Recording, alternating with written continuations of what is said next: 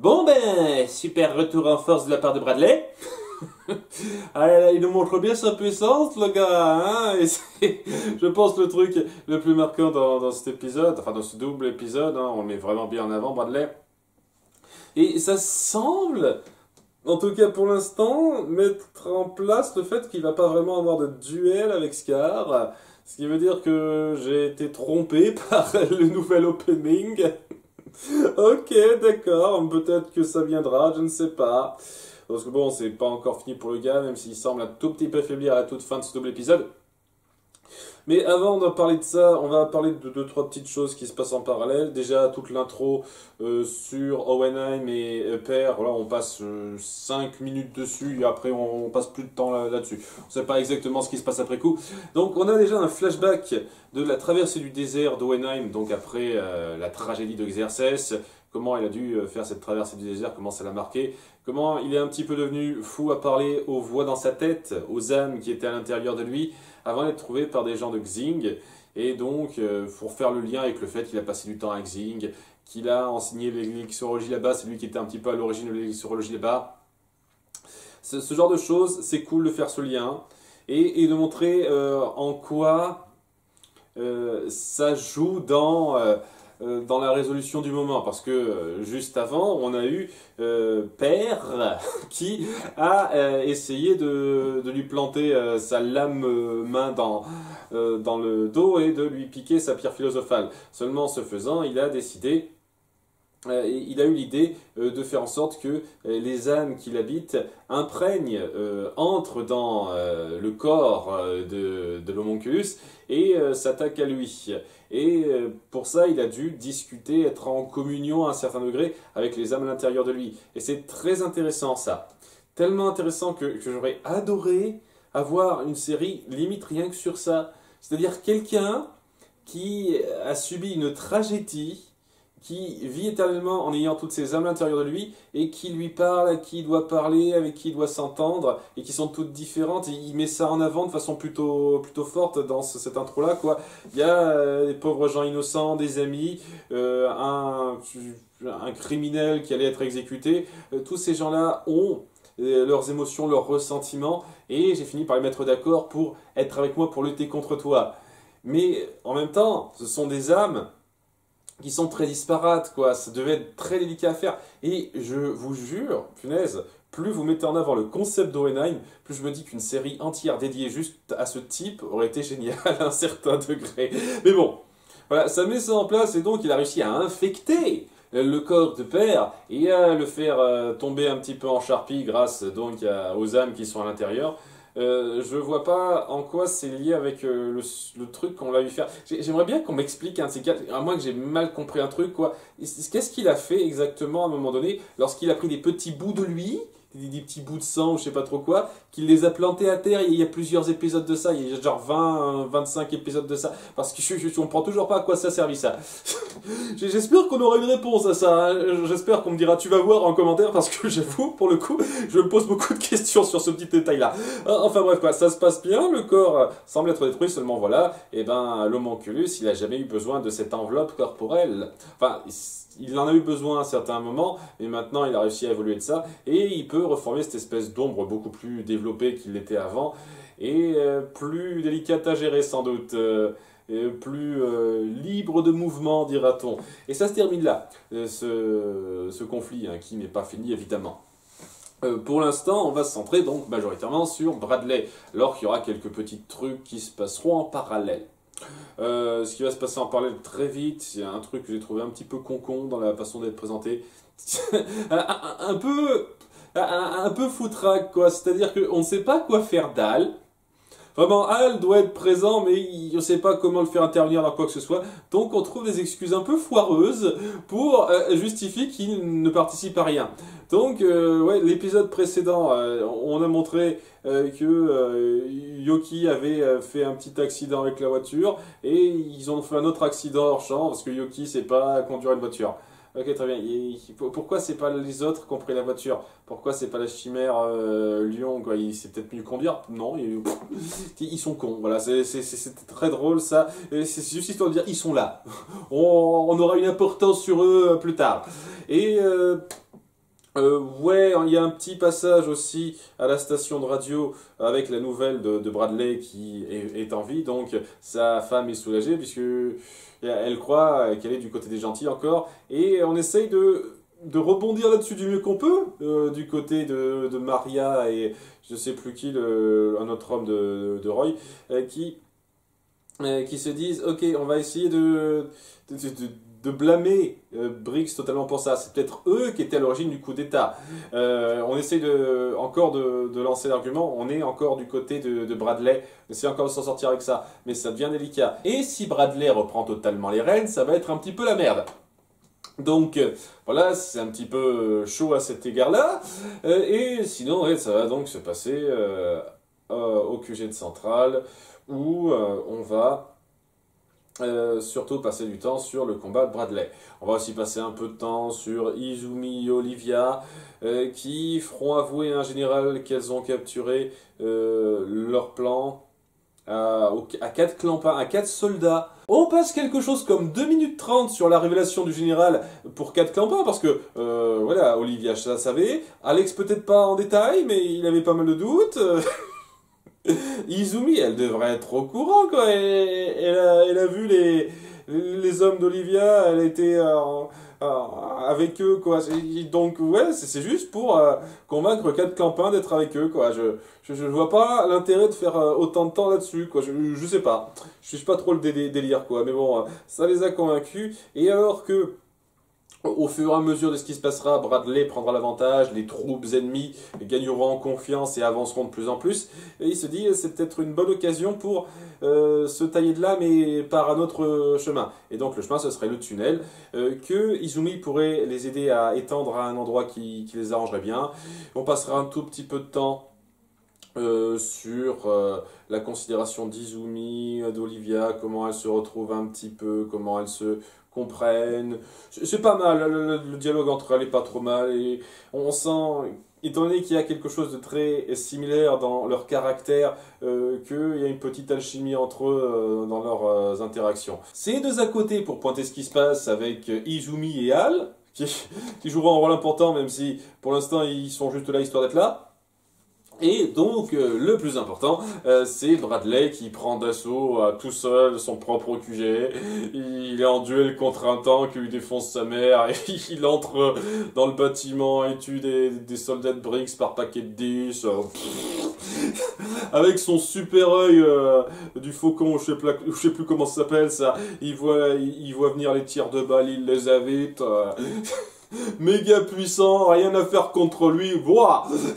À un moment donné, il y a le second d'Olivia qui se mesure à lui, mais il fait pas le poids, donc il se fait couper son bras mécanique, il se fait bien blesser. Ça semble être très bien parti, mais c'est là qu'arrive sur son cheval blanc Greed, le grand sauveur.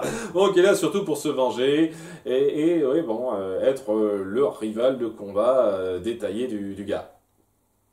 Ok, moi je trouve ça logique hein, que Gridling soit le rival de Bradley Ross dans cette configuration, c'est logique parce que les deux ont cette rivalité, ouais, Grid et Ross, surtout parce que Ross a toujours été au-dessus de lui et il ressent ce besoin, c'est cette fierté d'avoir à le battre à un certain degré, et surtout Ling qui a des considérations un peu aux antipodes de ce que voit Bradley en tant que gouvernant, quoi. C'est très intéressant. Je dis pas une seule seconde que c'est un duel qui n'a aucune signification, aucun point, c'est clairement le cas. C'est juste que comme c'est parti, je vois mal Scar avoir le moindre duel contre Bradley. Je vois pas comment ça sera amené spécifiquement pour l'instant, quoi. Donc, peut-être que ça viendra plus tard, quoi. Et étant donné que l'opening me donnait cette impression, je trouve ça un peu mensonger sur les bords. Pour l'instant, peut-être que la suite me donnera tort. On verra bien. D'autant plus que Bradley n'est pas fini à la fin de ce double épisode. Hein. Il est sévèrement blessé, mais pas fini. Donc ouais, ça se passe entre lui et Grid, mais Grid n'a pas l'ascendant. Heureusement, il va être pas mal aidé. Voilà, hein, il va pas être pas mal aidé. D'une part par le second d'Olivia qui va pas dire son dernier mot, il se met bien en avant, hein, le gars. À un moment donné, il essaye donc de l'accaparer et il se fait donc planter le bide avec sa lame. Et il n'arrive pas à le blesser, mais il arrive à lui prendre son arme. Ce qui fait qu'il est un tout petit peu moins efficace, puisqu'il doit piquer les armes d'autres soldats qui sont moins efficaces, avec lesquels il est moins habitué. Donc Grid arrive à avoir un tout petit peu plus l'égalité avec lui. Il est toujours un petit peu en dessous, mais heureusement il arrive à avoir un peu le dessus grâce à l'aide des autres, notamment le grand-père de Lan Fan qui s'appelle Fu. Je vais essayer de me souvenir de son prénom, puisque c'est un petit peu la fin du personnage, quoi.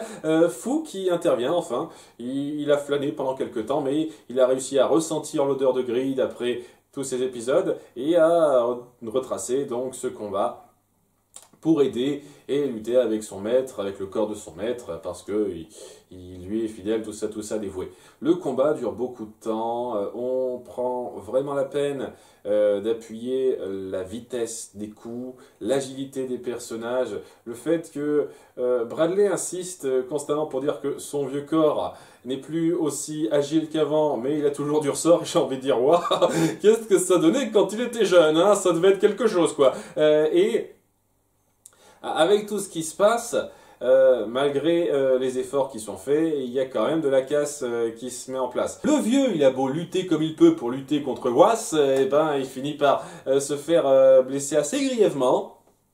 Et Ling reprend le contrôle parce qu'il a toujours cette attache envers ceux qui lui sont proches et ce credo comme quoi un vrai dirigeant protège ceux qui le gouvernent.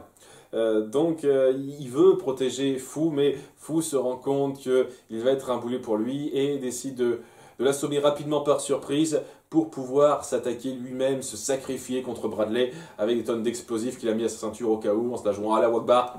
Excusez-moi, c'est pas forcément le meilleur truc à dire, mais bref, ouais, c'est un peu ça qui fait quoi. Hein. Ok, je vais crever, ben, je vais t'emporter avec moi dans la tombe. Seulement une fois de plus, Bradley, like a boss, l'a vu venir et tranche pile poil les explosifs au niveau de la mèche, de façon à ce que ça puisse pas marcher et à ce que la mort de Fu semble vaine au bout du compte.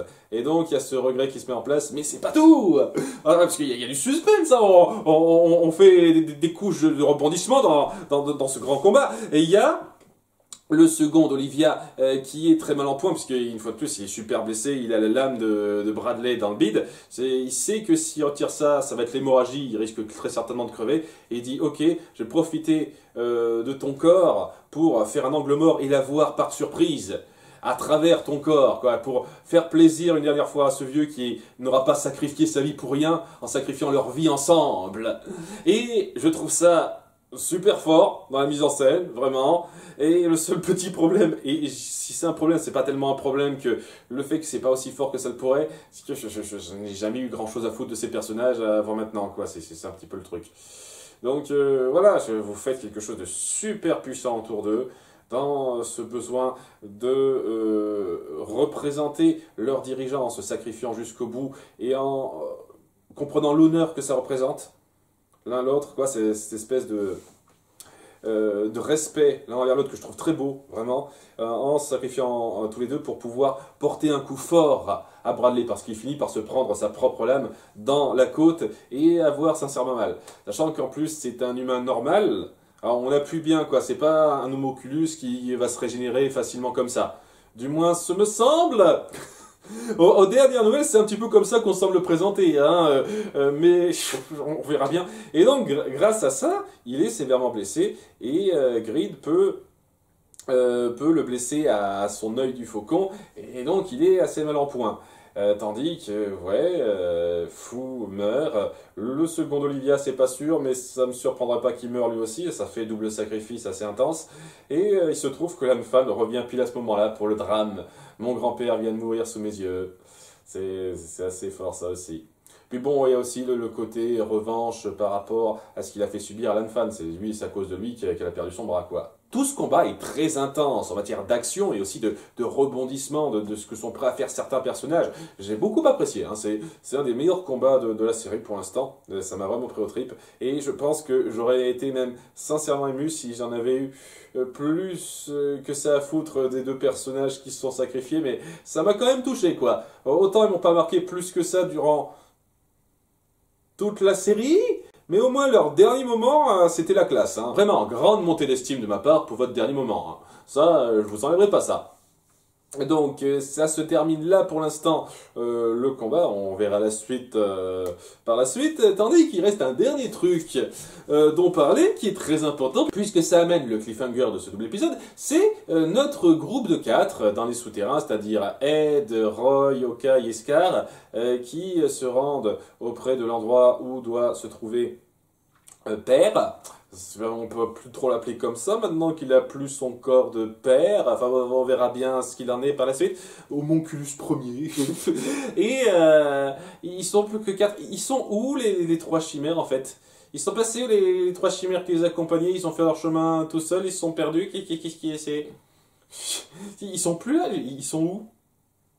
Ça devrait être important, ils sont avec eux, hein, ils bossent ensemble, logiquement. C'est quoi le truc, en fait? Ils sont allés ailleurs, je ne sais pas. J'ose espérer qu'on aura une réponse à ça, qu'on les a pas oubliés quand même, hein. Même si, bon, je n'ai pas grand-chose à secouer des personnages dans l'absolu, mais ce sera bien de jouer sur les personnages que vous mettez en place, quand même. Donc, ils arrivent à une salle où Hal semble reconnaître là où il a été avant, mais c'est pas le cas. Ah oui, je reconnais un petit peu cette odeur de la peur que j'ai reçue en affrontant ce gars, mais en fait non, c'est pas Père, c'est pas Monculus premier, c'est le docteur. Le fameux docteur qu'on a vu en détail 2 fois durant la série, c'est celui qui a inoculé sa pierre philosophale à Bradley, et c'est lui qui a réparé rapidement Kimberly. Ça devient un personnage notable et important à combattre. D'accord, mais pourquoi pas, donc le gars est un gros sadique, semble-t-il, qui a continué d'entraîner, de laver le cerveau des nombreux candidats possibles pour le rôle de Bradley, seigneur du pays. Parce que oui, il n'y avait pas que lui, c'est toute une équipe de jeunes, quoi. Et bon, au bout d'un moment, Bradley c'est devenu le grand gagnant et bah, oui, ils sont restés sous le carreau, quoi. C'est-à-dire que une chance pour eux à un certain degré, mais bon c'est normal, hein, c'est logique, c'est pas à la fin quoi. Bradley c'était pas le dernier, il y en avait pas mal qui attendaient après lui. Et ben ceux-là, ben, il fallait en faire quelque chose quoi. On les a pas achetés, on a recyclé. Quand même, et oh, hein, on garde un truc qui marche un petit peu quand même. Et donc, ouais, ces gars-là qui n'ont pas du tout été appuyés avant, c'est un petit peu dommage. Genre, ça aurait été cool d'appuyer un tout petit peu leur existence avant. Enfin, leur existence suivie, bien entendu, on appuie leur existence, mais c'est le fait qu'ils participent encore maintenant, quoi. Ils sont des guerriers à combattre, et au début on a du mal, mais au bout d'un moment ça va. C'est un peu bizarre la façon dont c'est mis en place. Au début, ils esquivent bien, ils savent bien se battre, on sait pas trop se débrouiller, et au bout d'un moment, ben, la deuxième fois qu'on revient là-dessus, ça va. Pour une partie. Scar et Ed ont du mal à les toucher, mais Hawkeye et Roy, ça va. Ils arrivent à s'en sortir un petit peu. Ils donnent des bons coups de poing. Même Hawkeye, elle en bute régulièrement.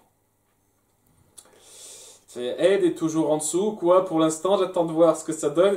Et alors que ça commence à se passer plus ou moins bien, il y a le docteur qui a fini de tracer un cercle de transmutation au sol. Et ce cercle de transmutation demande 5 sacrifices, donc c'était pas rien du tout. Hein. Et étant donné qu'ils ont été totalement conditionnés, les soldats, bien entendu, ils obéissent à ça, ça ne les dérange pas, hein, je suis sacrifié, cool. Ça permet de lancer un sort ultra puissant qui relie les 5 labos de centrale, parce que il n'y a pas que le pays entier qui a été tout relié à travers des tunnels et un grand cercle de transmutation géant. Il y a aussi la version plus petite, mais quand même un petit peu macro, quoi, de toute la ville, hein, un peu comme Xerxes, peut-être un tout petit peu plus petit que ça, qui qui relie les 5 labos via des tunnels là aussi, et ça permet de faire un sort qui relie un peu tout ça, et ça va être très pratique aussi pour prendre les sacrifices nécessaires au grand projet. Et ouais, le docteur, c'est lui qui gère ça, purée.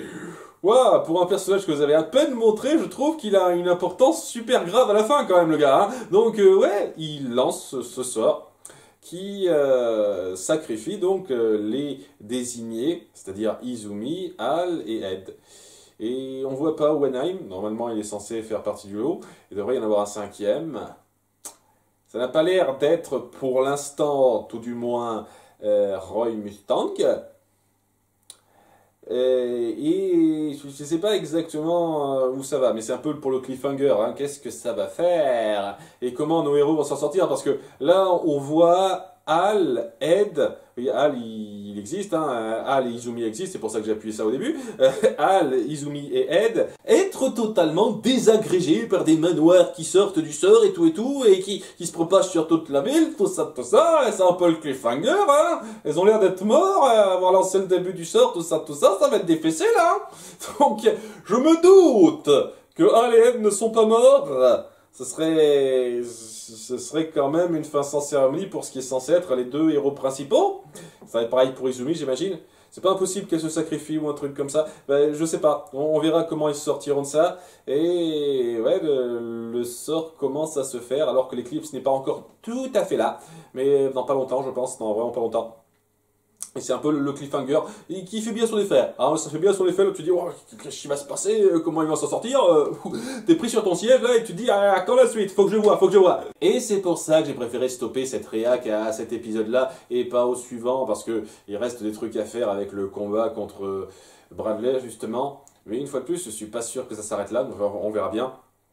Donc voilà, un très bon cliffhanger, une scène de combat avec Bradley qui est excellentissime, plus de détails sur le passé de Wenheim et son conflit avec Per qui est très très bon, vraiment très très bon, et des petits détails à la con, un peu bizarre, 3 fois rien qui entache un micro chouïassa, mais globalement un très bon double épisode.